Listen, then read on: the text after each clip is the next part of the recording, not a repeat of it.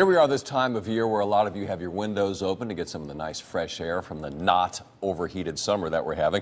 So you got screens on your windows, especially important with all the bugs which are out there, because who wants a big old fly or mosquito hanging around? But what do you do if your screen gets a tear in it? We've got your back this morning with how you can fix it yourself. Say hello to John Creaser from Page Hardware in beautiful Guilford, joining us to tell us how you can fix a screen yourself. John, I have tried this before once. I was not particularly successful. The way you have it designed here, though, it doesn't look that tough. Explain the steps here. Well, these are the tools you're going to want. The screen roller. Yeah, no, this is key right here. Can you see that? Okay. Utility knife. A screwdriver. Big screwdriver. And some scissors. All right. What you do is you use the spline. You can reuse it. You call it a spline, which is like it's sort of a rubber liner. Correct. Okay. It's going to go in this groove. It's good to have a piece that's a bit oversized. It'll go into the groove easier. Now, when you talk about the groove, it's sort of like the inside groove on the frame of the screen right through there. You buy an oversized piece of screen for the size that you're trying to fill. It'll be easier to handle. Yes. And that's correct. This is going to go right into the groove. The first thing we want to do is kind of form that in a little bit.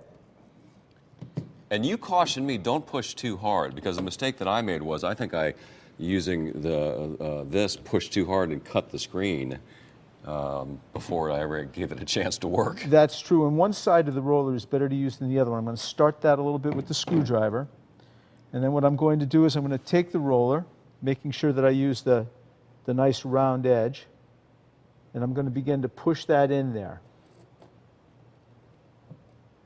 All right, and that is what holds the screen inside the frame. Yes. You say start it with the screwdriver and then use the roller the rest of the way. I tucked it in, and then when we get to the corner, some people will cut it at the corner, or what you can do is push that in.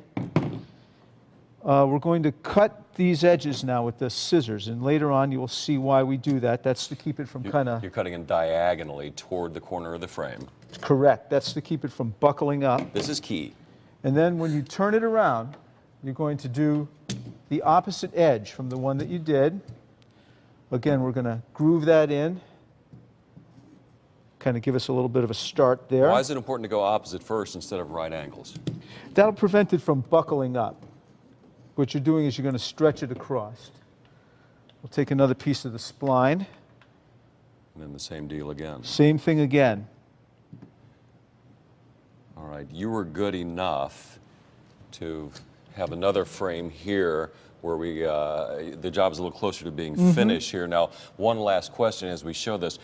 Do you cut off the excess right down to the frame? Do you leave any sort of slack on the sides? If you leave a little bit, that's not a problem. I like to leave just a little bit when I do it. We're going to trim it off like this.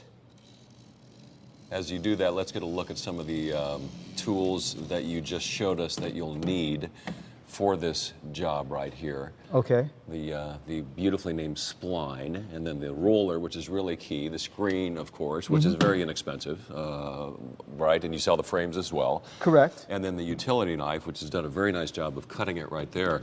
And you have a very, very clean job here that just about any, even amateur DIY guy can handle.